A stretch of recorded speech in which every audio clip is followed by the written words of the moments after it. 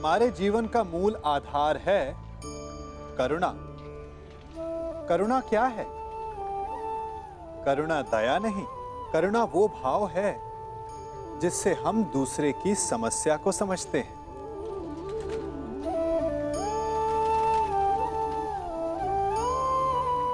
उसकी कठिनाई को अनुभव करते हैं। इस संसार में सारे संघर्षों का मूल है एक दूसरे की परिस्थिति को ना समझना, और इस समस्या का हल है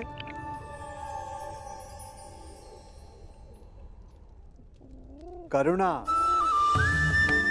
करुणा किसी पशु पक्षी के प्रति हो या किसी मनुष्य के प्रति, ये आपके जीवन में कलेश और संघर्ष जैसी भावनाओं को दूर रखती है। और जिस दिन आप दूसरे को करुणा के दृष्टिकोण से देखेंगे, आपको उसकी समस्या समझ आएगी और उसे आपकी, और उस दिन हर संघर्ष का अंत हो जाएगा। मैं वचन देता हूं मित्र कि संसार की सारी संपत्ति विजयी करके तुम्हारे चरणों में रख दूंगा। बस इस खेल को रोक दो मित्र।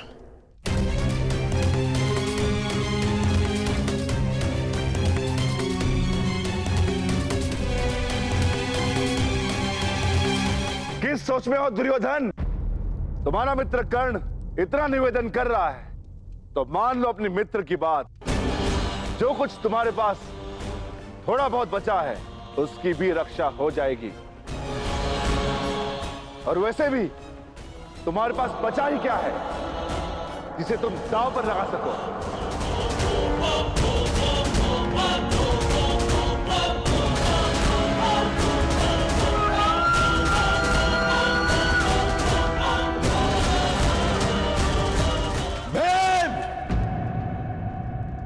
दुर्योधन अजय योद्धा है। दांव चाहे युद्ध का हो या चौस्तर का, पीछे नहीं हटेगा दुर्योधन।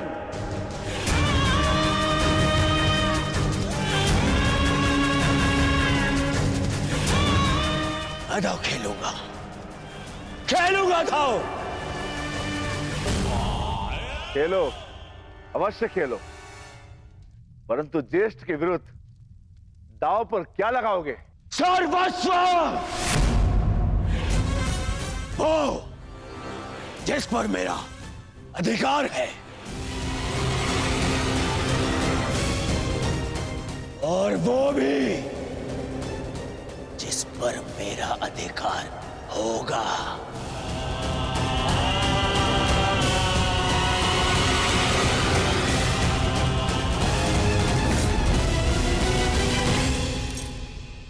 आभूषण जिन पे मेरा अधिकार है।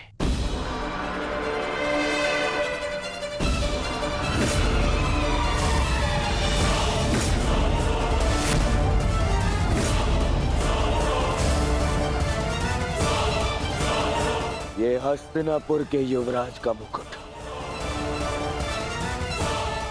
जिस पर मेरा अधिकार है।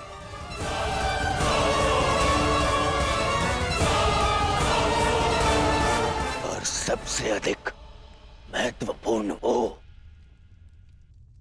जिस पर मेरा अधिकार होगा।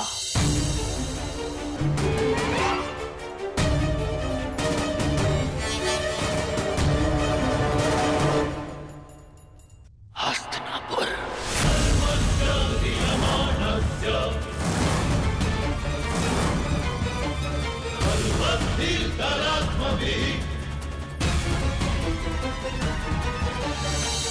मैं दुर्योधन आज हस्तिनापुर के सिंहासन को दांव पे लगाता हूं।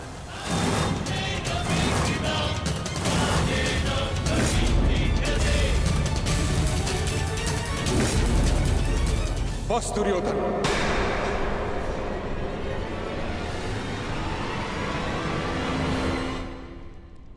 हस्तिनापुर कोई वस्तु, कोई आभूषण, कोई संपत्ति नहीं। हस्तिनापुर सम्मान है। कुरुवंश ने सहस्त्र वर्षों की साधना से इसे अर्जित किया है। तुम इसे चौसर पर दांव लगाने की बात करते हो। इससे पूर्व कि मैं इसे हस्तिनापुर का अपमान समझकर शस्त्र उठा लूं, अपने मन से ये बात निकाल फेंको। दुर्योधन, महामहिम बिल्कुल ठीक कह रहे हैं। हस्तिनापुर पर तुम्हारा कोई अधिकार नहीं। तुम केवल और केवल यहाँ के युवराज हो, यहाँ के सम्राट नहीं। तो हो जाऊंगा कुरुद्रोण। आज महाराज ना सही, कल बन जाऊंगा। तो क्या राज्य पर मेरा अधिकार नहीं होगा? अवश्य होगा पुत्र, परंतु राज मुकुट पहनने के पश्चात अभी हस्तिनापुर का अधिकार महाराज धृतराष्ट्र के पास है। मैं उन्हीं महाराज धृतराष्ट्र का ज्येष्ठ पुत्र हूं। मनुष्य अपने जन्म से नहीं, अपनी सोच से, अपने विचारों से ज्येष्ठ होता है दुर्योधन। और एक बात अपने मस्तिष्क में बिठा लो कि हस्तिनापुर पर तुम्हारा कोई अधिकार नहीं।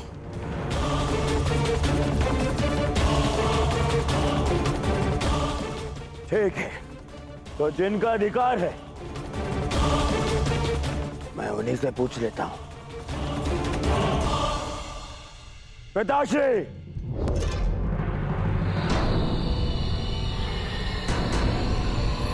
मैंने अपने आप को वचन दिया है कि आपका पुत्र ये खेल जीत के रहेगा।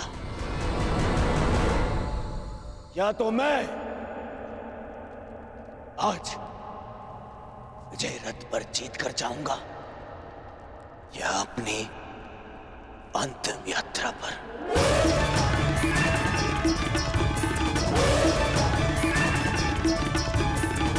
जिस सम्मान की बात पितामह कर रहे हैं, हस्तिनापुर का वही सम्मान आज दांव पे लगा है। अब आप बताइए, क्या आपको अपने पुत्र पर विश्वास है?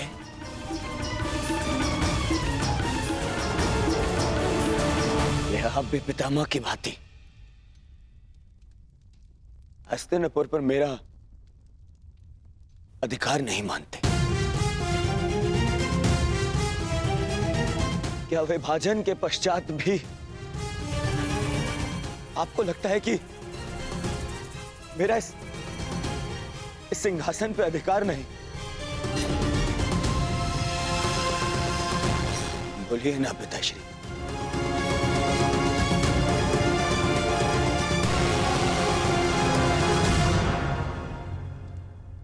अधिकार है पुत्र।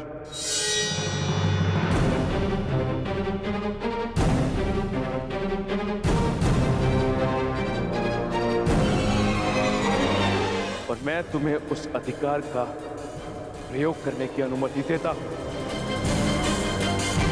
धृतराष्ट्र, तुम ऐसा नहीं कर सकते।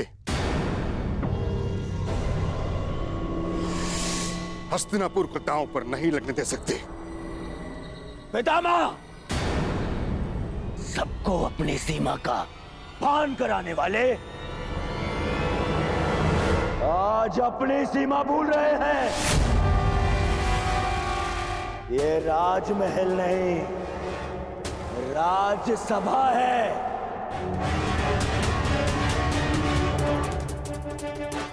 और इस समय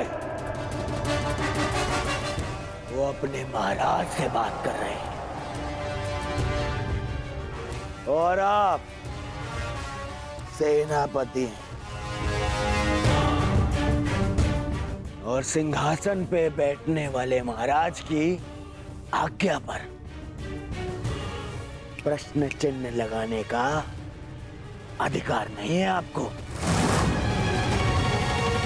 जिसका हस्तिनापुर पर अधिकार है उसने अपना निर्णय ले लिया और अब आप अपने कर्तव्य का पालन कीजिए।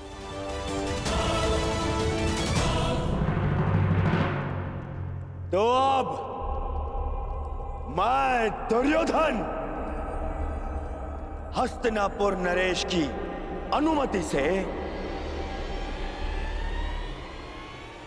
समस्त हस्तिनापुर को दांव पे लगाता हूं।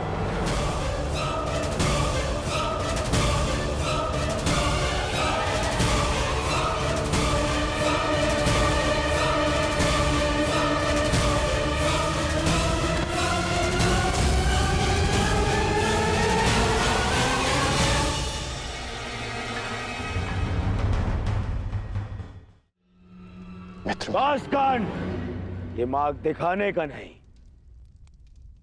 मार्ग बनाने का समय है। मौन रहो अब। तो बोलिए सम्राट। एक दाव और सब कुछ आपका। क्या ये दांव खेलने का साहस और सामर्थ्य है आप में?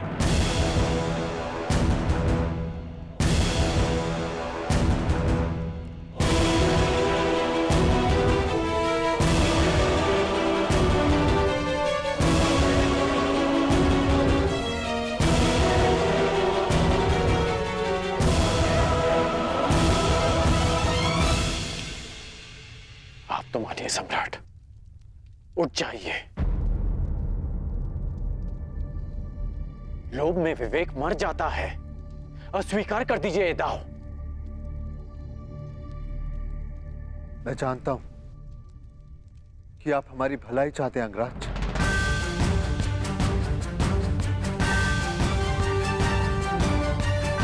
परंतु मैं हस्तिनापुर के अस्तित्व की भलाई चाहता हूं।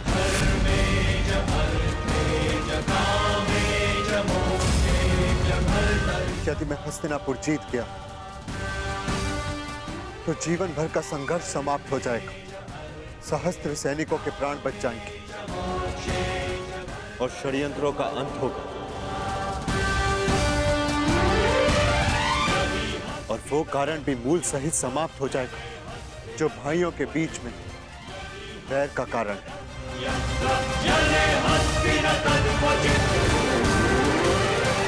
हाँ तो सम्राट, हस्तिनापुर की तुलना में आप दांव पर क्या लगाना चाहेंगे?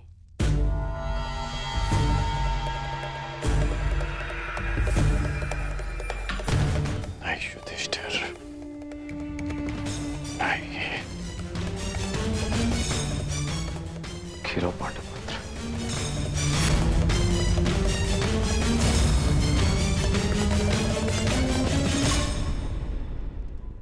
मैं इंद्रप्रस्थ को दांव पर लगाता हूं।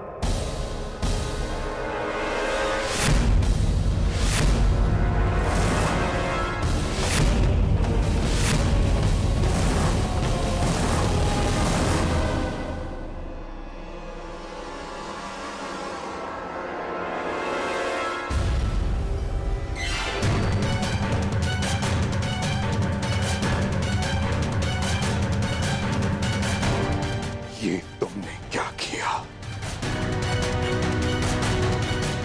अब भी समय है पुत्र, पीछे हट जाओ। चुनौती का उत्तर देना ही एक क्षत्रिय का धर्म है काकाश्री। बस बहुत हुआ। मैं इस प्रपंच का दर्शक बनकर नहीं रहना चाहता।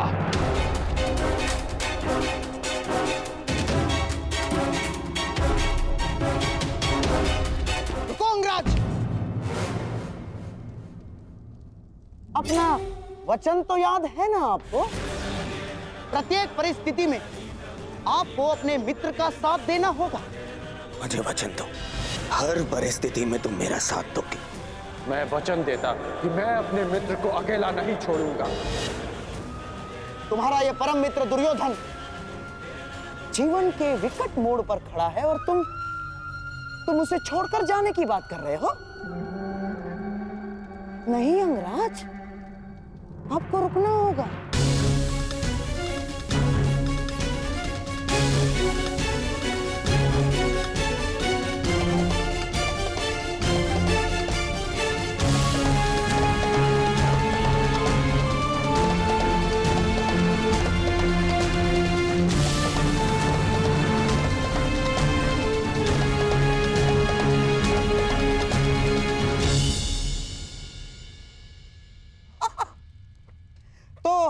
आइए सम्राट, बिना युद्ध किए हस्तिनापुर पर विजय पाने के लिए पासों का प्रयाण करें।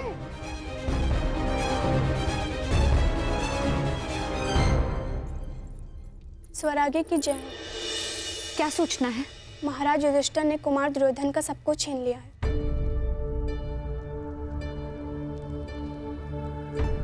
बस अब खेल समाप्त हुआ। माताश्री, अब हमें चलना चाहिए। खेल अभी समाप्त नहीं हुए सम्राज्ञी। युवराज दुर्योधन ने हस्तिनापुर को दांव पर लगा दिया। अंगराज कर ने सम्राट को रोकने का प्रयास किया। तो सम्राट मान गए ना? नहीं महारानी, उन्होंने भी इंद्रप्रस्थ दांव पर लगा दिया।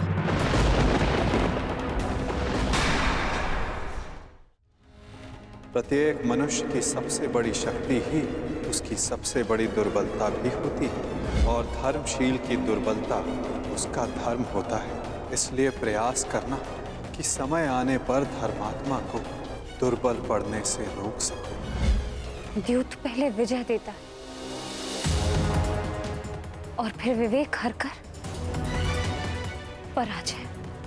सम्राट को रोकना आवश्यक है माताश्री, कहीं गांधार नरेश अपने छल से कुछ अनर्थ न कर बैठे। पुत्री,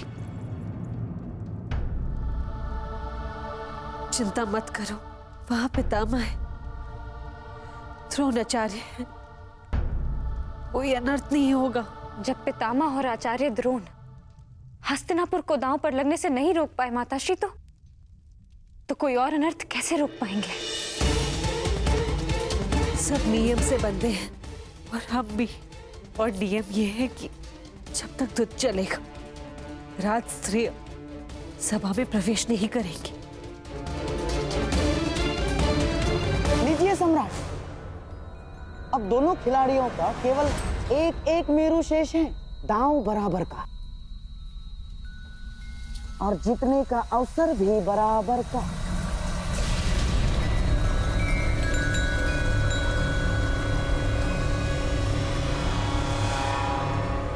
भ्राता युधिष्ठिर को 10 अंक चाहिए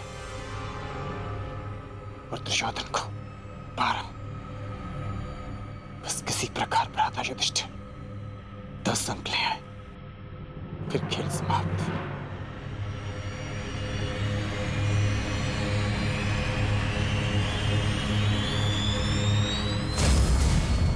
अच्छा प्रयास था सम्राट, केवल एक पक्ष से दुर्ग के भीतर जाने से रह गया।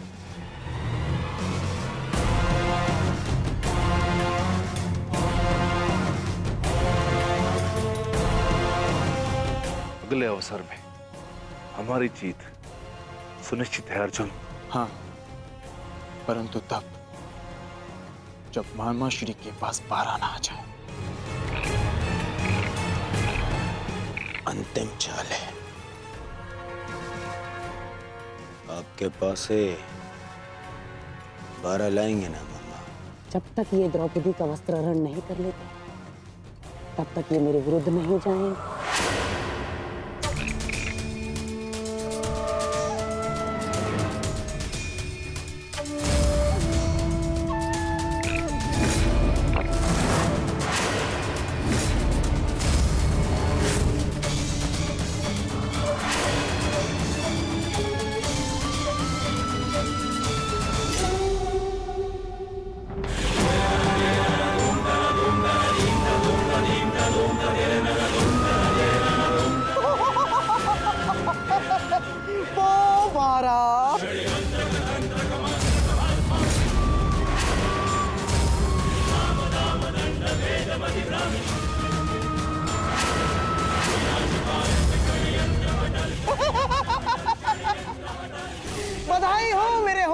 सम्राट,